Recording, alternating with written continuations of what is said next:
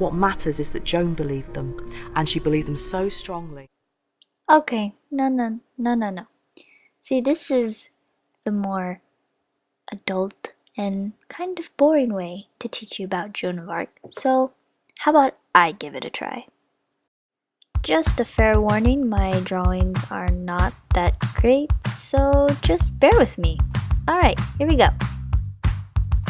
Joan of Arc was not your average teenage girl. She died at the age of 19 and has pretty much accomplished more than any other teenager here in this century. It all started at her birthplace in Domremy, Bar, France. She was born in 1412 with no specific date of her birth since peasants couldn't read or write, so they couldn't record any important events. Like when a new kid comes into the village, they're like, oh my gosh, who's that? Oh, I don't know, didn't write it down.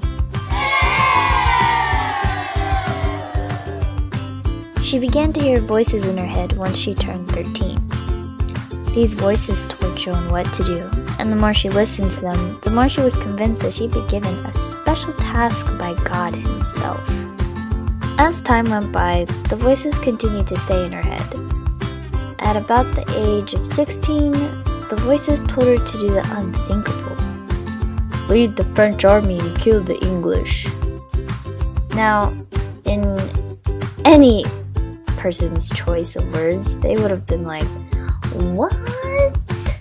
But if you're Joan, that's not what she would have thought. She just straight up said, okay, no problem, Dad. I got it. When she was talking to the voices, she believed that the voices were specific saints. Saint Catherine, Saint Margaret, and last but not least, Saint Michael, the one who only has one strand of hair. All of these saints were just saints to stand by someone who was going to lead an army. Coincidence? I think not! She did not question this task, but instead actually go through it. She gathered 4,000 men and went off to fight. But before she could do that, she needed help from a particular person. First, she would have met with Robert de Baudricourt in order to help her to convince Charles to actually help her fight. In return, Charles would become king, since he did not get the throne after his dad died in 1422. So, it was basically a win-win.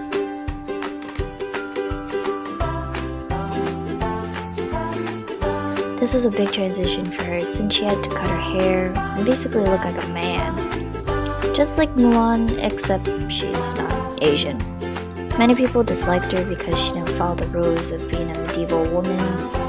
And here, I was trying to make a helmet, but I don't know what happened, so I just went with it. Eventually, the French captured her and a trial was made. And if you can't figure it out because of my great artist skills, those are arms trying to capture her, so. And the legendary execution happened to her. They blamed her for witchcraft and so many things, they just burned her on the stake, which led to her death at the age of 19.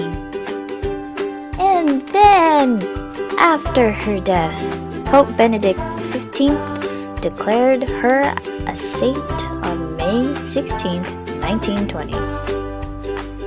Overall, Joan became a legend over the centuries, and it still lives on today, for women especially. The research was pretty challenging for the fact that I was given a lot of information and I didn't even know which one was right or wrong, but I figured it out. Joan became a hero to women. She showed how she could take the lead at a time when women were expected to follow their men. She's an inspiration, and I'm glad that I was able to do research on her.